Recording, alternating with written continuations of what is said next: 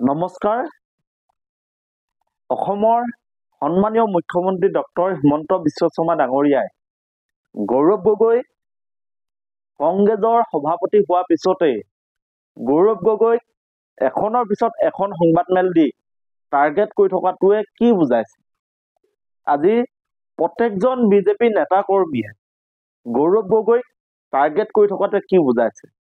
সঁচাকৈ গৌৰৱ গগৈ সভাপতি হোৱাৰ পিছত শংকিত হৈ পৰিছে নেকি বিজেপি? হাজাৰ প্ৰশ্ন উঠিছে আৰু ইয়াৰ মাজতে গৌৰৱ গগৈয়ে তেখেতে নিজৰ দলীয় কৰ্মী সভাত কৈছে যে এবাৰ যুঁজ এখন হ'ব।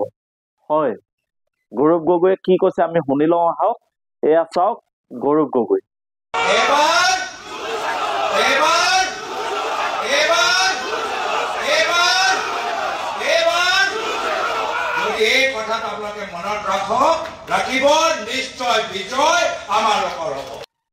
আৰু আপোনালোকে শুনিলে যে গৌৰৱ গগৈ ডাঙৰীয়াই কৈছে এবাৰ যুঁজ এখন হ'ব আৰু লগে লগে দলীয় কৰ্মীসকলে কৈছে যে এবাৰ যুঁজ এখন হ'ব। সঁচাকৈ ২৬ৰ বিধানসভা নিৰ্বাচনত এখন যুঁজ হ'ব নেকি? আপোনালোকৰ মতামতসমূহ আপোনালোকে আমাৰ কমেণ্টত আহি জনাওক।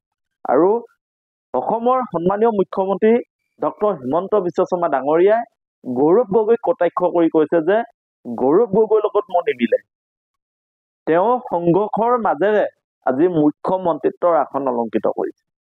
তেওঁ জীৱনত সংগ্ৰাম কৰিছে আৰু ইয়াৰ প্ৰত্যুত্তৰ গৌৰৱ গগৈয়ে কেনেকৈ দিয়ে লক্ষণীয় হ'ব।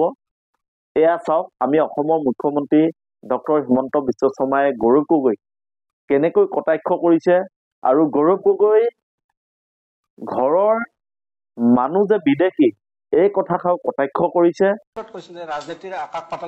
ৰাজনীতিত আকাশ পাতাল পাৰ্থক্য। মই সংঘৰ্ষ কৰি ইয়ালৈকে আহিছো। মোৰ দেউতাটো মুখ্যমন্ত্ৰীয়ে নাছিলে। গতিকে কিমান আপোনালোকে ভাবকচোন, কিমান গালি গালাজ কৰি মোক কিমান চেষ্টা কৰিছে, তাৰ পিছত মই কত যুঁজি ইয়ালৈকে আহিছো। গতিকে মোৰ যাত্ৰাটো হল সংঘৰ্ষ। সোণৰ চামুচ মুখত লৈতো আমি জন্মাই নাই।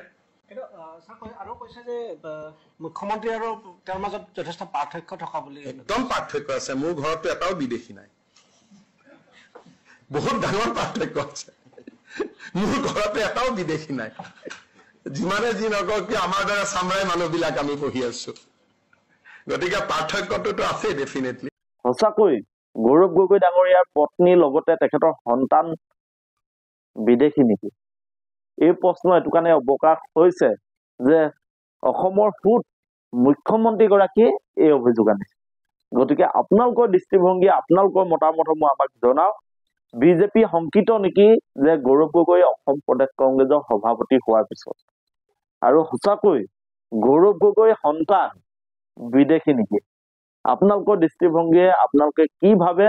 আৰু ২৬ৰ যুঁজখন সঁচাকৈ হ'বনে? সকলোৱে কৈ আছে এবাৰ যুঁজ এখন হ'ব। গতিকে সঁচাকৈ যুঁজখন হ'বনে? মানস ৰবীন দাদাই গোৱা গানটোৰ দৰে যুঁজ এখন হ'ব ভাই, যুঁজ এখন হ'ব। ৰাইজক মজা দিয়াব, ৰাইজে মজা দিব। গতিকে সকলোকে আহ্বান জনাইছো, যদি যুঁজখন হয় ২৬ত কেনেকৈ হ'ব আপোনালোকে মতামতসমূহ আমাক জনাওক।